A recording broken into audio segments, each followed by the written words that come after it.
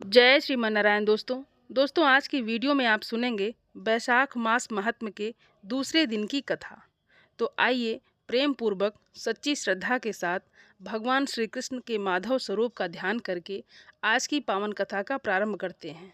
और आज की कथा में आप सुनेंगे बैसाख मास में प्रतिदिन सुने जाने वाली बांदरी की कहानी।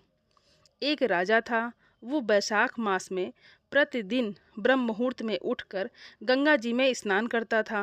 और राजा का आदेश था कि मुझसे पहले गंगा जी में कोई भी स्नान नहीं करेगा।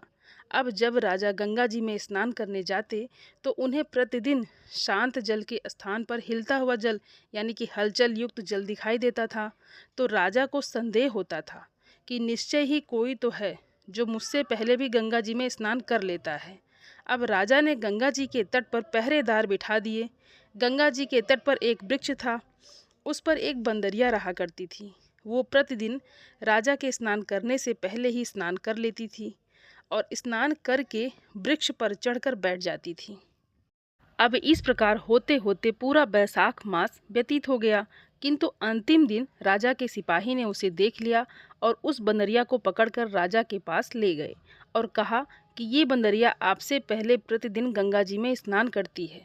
अब उधर राजा ने एक प्रतिज्ञा कर रखी थी कि कोई भी स्त्री अगर मुझसे पूर्व स्नान करती होगी तो मैं उसी से विवाह कर लूँगा। इसलिए राजा को बंदरी के साथ विवाह करना ही पड़ा।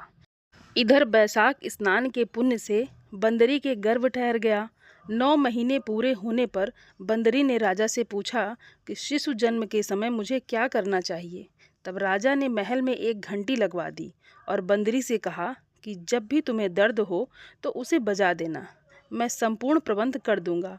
राजा की अन्य रानियां भी थी, लेकिन उनकी कोई संतान नहीं थी। अब बंदरी को गर्भ है, ये समाचार जानकर अन्य रानियां मन ही मन बंदरी से ईर्ष्या करने लगी और भावी संतान का नाश करने हेतु विभिन्न योजनाएं बनाने लगी। घंटी लगी देखकर एक रानी ने बंदरी से इसका कारण पूछा। बंदरी ने संपूर्ण वृतांत बता दिया।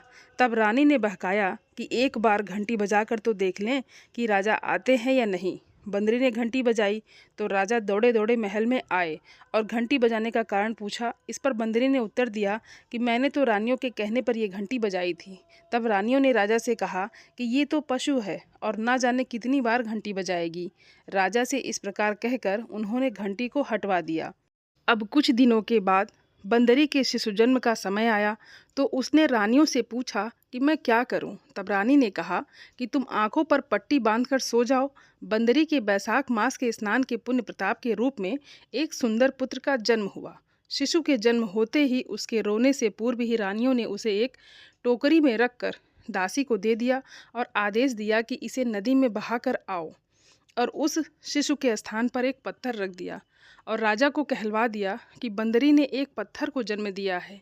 राजा ने जब सुना तो उन्होंने भी संतोष कर लिया कि जब दूसरी रानियों के ही कोई संतान नहीं है तो ये तो बंदरी है, इसके क्या संतान होगी। उधर दासी ने उस सुंदर शिशु को नदी में ना बहाकर कुम्हार के खंदड़ में रख दिया। अब दूसरे दिन कुम्हार और कुम्हारिन खंदड़ में आए तो वहाँ एक सुंदर शिशु को रोते हुए देखा। कुम्हार और कुम्हारिन भी निसंतान थे। उन्होंने उस शिशु को अपने लिए भेजी गई भगवान की भेंट माना और बड़े प्रेम से शिशु का पालन पोषण करने लगे। कुछ बड़ा होने पर बालक को ये ज्ञात हुआ कि वो रानी बंदरी का पुत्र है, जिसको रानियों ने मरवाना चाहा था। एक दिन वो बालक कुम्हार के बनाए हुए मिट्टी के हाथी और घोड़े लेकर पनघट पर जा बैठा और दासियों को देखकर कहने लगा कि आओ रे मेरी मिट्टी के हाथी घोड़े पानी पियो। जब दासियों ने ये बात सुनी तो वो हंसने लगी और बोली, अरे मूर्ख, कभी मिट्टी के हाथी घोड़े भी पानी पीते हैं क्या। इस पर बालक ने कहा कि कभी बंदरी के भी पत्थर जन्म लेता है क्या। उस बालक की ये बात दासियों ने जाकर अपने महल में कही। तब रानियों ने दूसरे दिन विष मिलाकर लड्डू भेज दिए। ईश्वर की कृपा से लड्डू गोंद और बादाम के हो गए और उन लड्डू को खाने से उस लड़के की मृत्यु नहीं हुई। तब ये समाचार दासी ने रानी को कहा और रानी ने राजा से कहकर कुम्हार को देश निकाला दिलवा दिया। कुम्हार वन में रहने लगा। तत्पश्चात अगले वर्ष चैत्र माह में माता गणगौर के पूजन का दिन आया तो वो बंदरी का पुत्र 108 करवे और 108 गोली लेकर तथा घड़े में पानी भरकर बगीचे के बाहर बैठ गया। उधर राजा की और साहूकार की पुत्रियां गणगौर बनाने के लिए मिट्टी लेने के लिए आई। तब बगीचे में खेलने और झूलने लगी। इस कारण कुछ समय के बाद उन्हें प्यास लगी। तब उन्होंने उस बंदरी के पुत्र से जल पिलाने के लिए कहा। तो उस बालक ने उत्तर दिया कि मेरे पास एक गोली है, उसे खाते जाओ और मेरे चारों ओर फेरे लगाते जाओ, तब मैं तुम्हें जल पिलाऊंगा। इस पर पहले तो कन्याओं ने मना किया, किंतु प्यास तीव्र होने के कारण मान गई। इस प्रकार गोली खाने और उस युवक के साथ फेरे लेने से वो गर्भवती हो गई। बाद में जब उनके माता पिता को ये ज्ञात हुआ तो वो सभी कुम्हार के पास आए और संपूर्ण वृतांत कह सुनाया और कहा कि तेरे पुत्र ने हमारी कन्याओं से विवाह किया है, अब तुम्हें इन्हें अपने पास रखना ही होगा। लेकिन कुम्हार ने निर्धन होने के कारण असमर्थता व्यक्त की, तो कन्याओं के माता पिता ने बहुत सारा धन देकर अपनी कन्याओं को कुम्हार के घर विदा किया और कुम्हार के घर 108 बहुएं आ गई और कालांतर में उसके 108 ही पोते भी हो गए। कुम्हार ने समस्त नगरी को भोजन हेतु निमंत्रण दिया और राजा को भी बुलवा दिया। राजा के यहाँ से रानी बंदरी के अतिरिक्त सब भोजन हेतु पधारे। तब राजकुमार राजा की आज्ञा लेकर बंदरी को लेने रथ पालकी लेकर गया और लाकर सभा में सबसे ऊंचे स्वर्ण आसन पर बिठाया। राजकुमार ने अपनी सभी पत्नियों को समझा दिया था कि बंदरी मुझे जन्म देने वाली माता है। एक एक बहुरानी बंदरी के चरण स्पर्श करती गई और एक एक सोने का सिक्का और पोते को गोद में देती गई। जब राजा और अन्य रानियों ने ये सब देखा तो कुम्हार के पुत्र से इसका कारण पूछा। अब रानियों को तो संदेह होने लगा कि ये अवश्य ही बंदरी का पुत्र है। इसलिए रानियां रूठ कर राजा को कहने लगी कि कुम्हार के पुत्र ने हमारा अपमान किया है और बंदरी का सम्मान किया है, अतः हम तो लौट कर जा रहे हैं।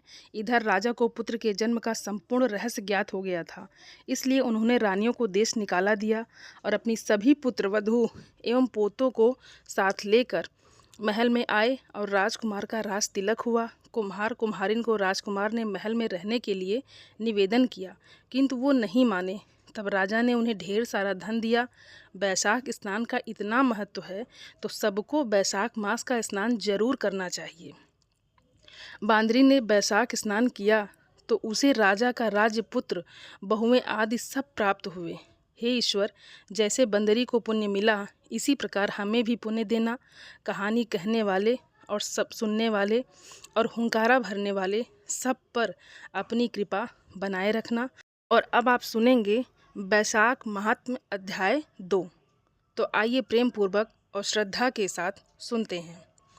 ब्रह्म ऋषि नारद जी बोले, हे राजन, जो मनुष्य श्रेष्ठ ब्राह्मण को पलंग दान करता है और ब्राह्मण को उस पलंग पर सुख से सुलाकर ठंडी ठंडी हवा करता है, ऐसे मनुष्य के संपूर्ण धर्मों के साधन से उसका शरीर निरोग रहता है। इस दिन से सब ताप दूर हो जाते हैं और वो मनुष्य योगियों से भी दुर्लभ पद को प्राप्त करता है।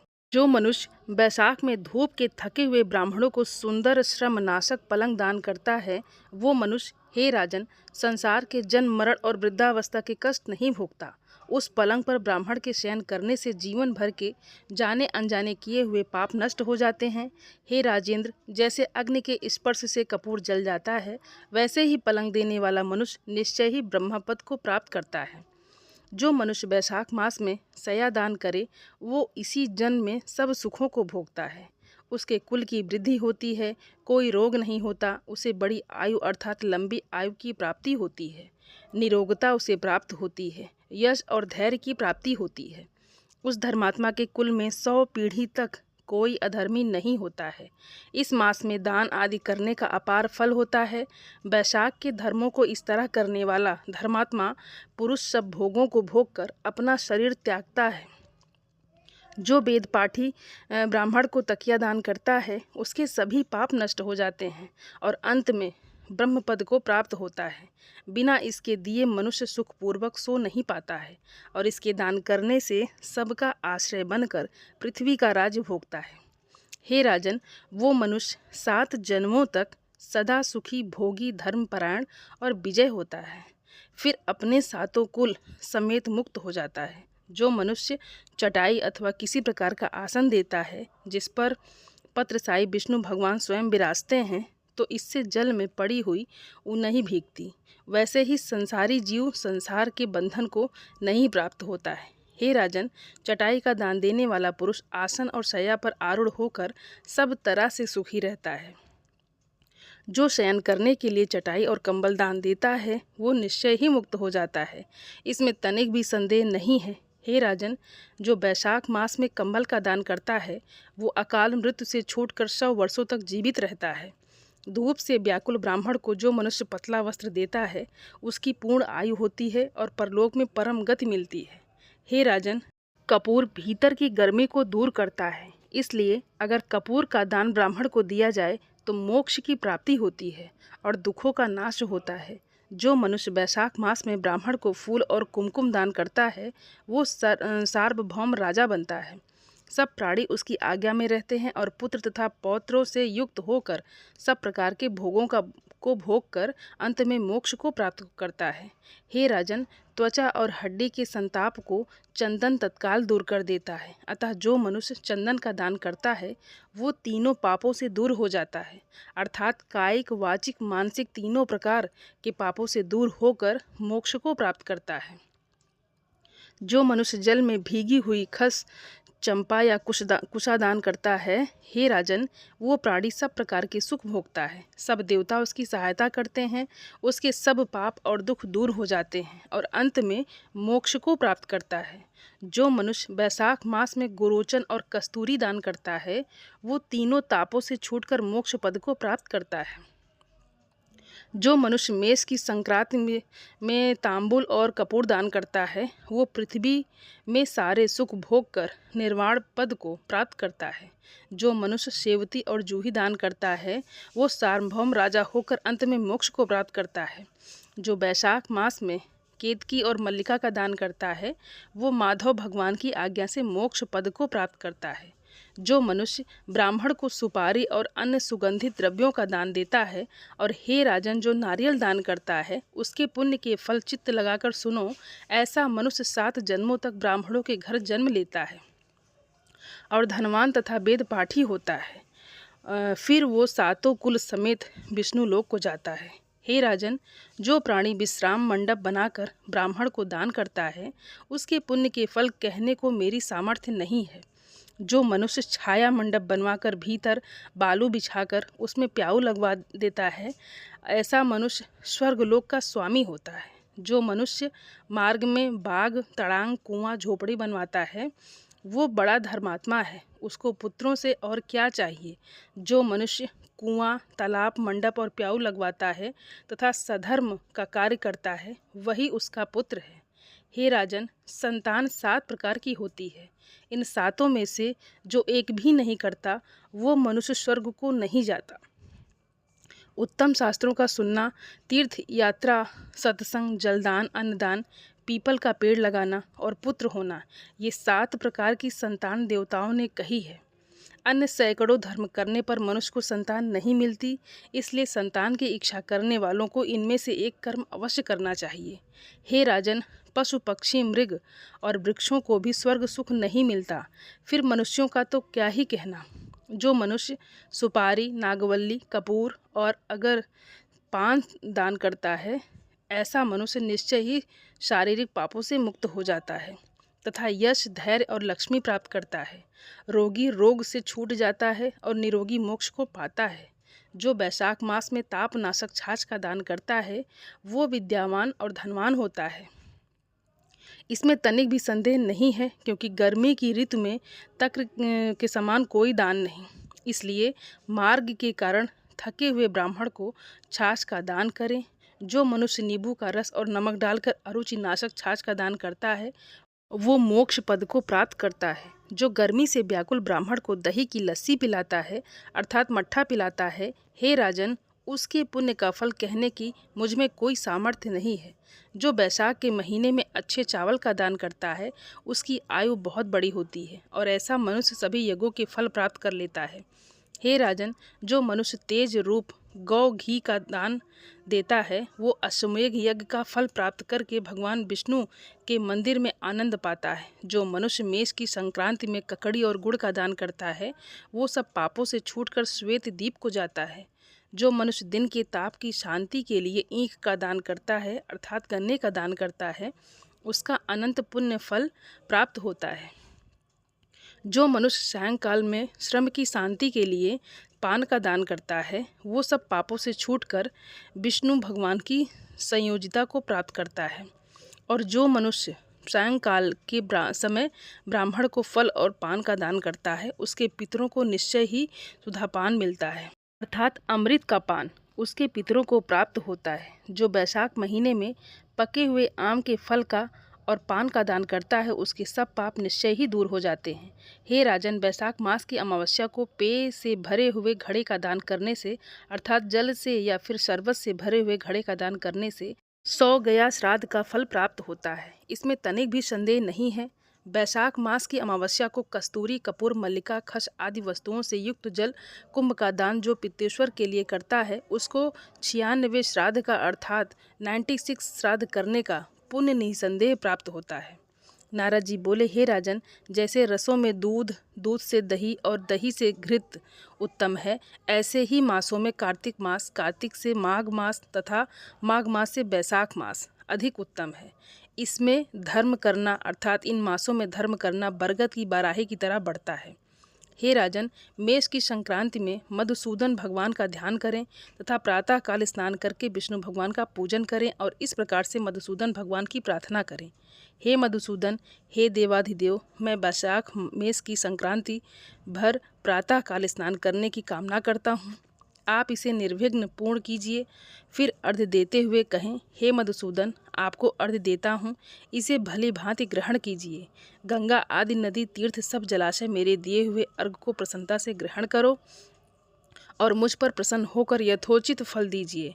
फिर वस्त्र पहनकर अनादि कर्मों को करें, फूलों से भगवान का पूजन करें। विष्णु भगवान की बैसाख मास संबंधी कथा सुनने से कोटि जन्म के संचित पाप कर्मों से मुक्ति मिल जाती है और मोक्ष की प्राप्ति होती है। पृथ्वी, स्वर्ग और पाताल कहीं भी दुख नहीं होता, कहीं गर्भ में भी नहीं आता और ना कभी माता का दूध पीता है। हे राजन, बैसाख मास में जो तेल मलना, दिन में सोना, कांसे के बर्तन में भोजन करना, खाट पर सोना, घर में स्नान करना, निषिद्ध भोजन करना, दोबारा भोजन करना और रात्रिकाल में भोजन करता है और उत्तम कथा नहीं सुनता, ना किसी तीर्थ में जाकर स्नान करता है और ना ही दान देता है, तो ऐसा मनुष्य नरक में जाता है और चंडाल योनि को प्राप्त करता है। ऐसे मनुष्य को कुत्ते की योनि 100 वर्ष तक प्राप्त होती है, फिर गधे और खच्चर की योनि प्राप्त करके नरकगामी होता है। हे राजन, 1000 ब्राह्मणों की हत्या का पाप किसी तरह दूर हो जाता है, परंतु बैसाख मास में स्नान आदि न करने से उसका पाप कभी भी दूर नहीं होता है। बैसाख मास में नियम पूर्वक कमल के पत्तों पर भोजन करने से सब प्रकार के पापों से निवृत्ति मिल जाती है और विष्णु लोक की प्राप्ति होती है।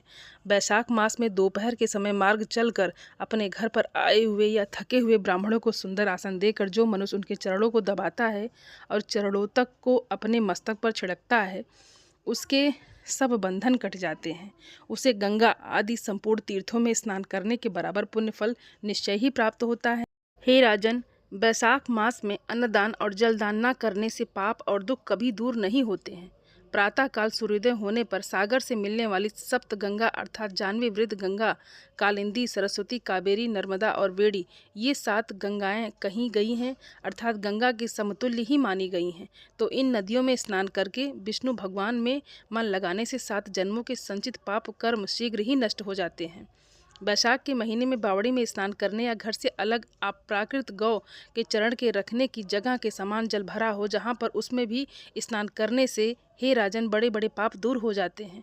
जो कोई धन संपन्न हो अथवा दरिद्री या पराधीन हो, उसे जो वस्तु मिल जाए वो ब्राह्मण को दान देना उचित है। कंद, मूल, फल, शाक, नमक, गुड़, बेर पत्र, जल और छाछ जो भी वस्तु दान की जाएगी अपरिवर्तित होती जाएगी।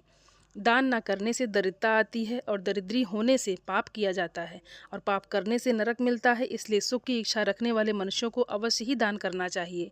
अगर कोई बड़ा मकान हो, अच्छा सुंदर हो और सब सामग्रियों से शोभायमान हो, मगर उस पर छत ही ना हो, तो वो शोभा नहीं पाता। और जिस प्रकार से दया ना होने पर सभी गुण व्यर्थ है, जैसे उत्तम शाक भी बिना नमक के स्वादिष्ट नहीं लगता, जैसे कि कोई कुरूपवती स्त्री श्रृंगार होने पर भी अच्छी नहीं लगती, वैसे ही बैसाख मास में जो धर्म, कर्म और स्नान आदि नहीं करता, उसका किया हुआ सब कार्य व्यर्थ है। वैशाख मास में तीर्थ यात्रा, जप, यज्ञ, दान और होम आदि का फल भी अधिक होता है और तुरंत उसका फल मिलता है। वैशाख मास के देवता भगवान मधुसूदन है और जिस मनुष्य ने किसी भी प्रकार से वैशाख मास में मधुसूदन भगवान का पूजन नहीं किया, ऐसा मूल बुद्धि मनुष्य सुकर की योनि पाता है, अर्थात सुअर की योनि पाता है।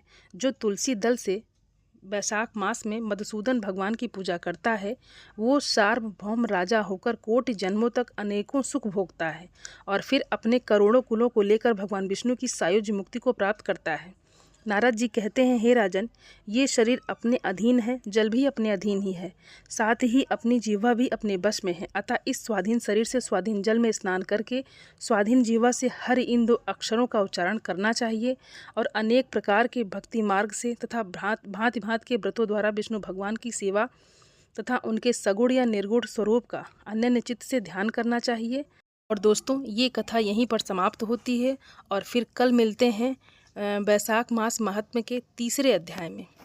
तो आप सभी सनातनी भाई बहनों से मेरा विनम्र निवेदन है, मेरे चैनल को सब्सक्राइब ज़रूर कर लें और वीडियो को लाइक और अपने फैमिली फ्रेंड के साथ शेयर ज़रूर करिए। आप सभी को जय श्रीमन नारायण। धन्यवाद दोस्तों।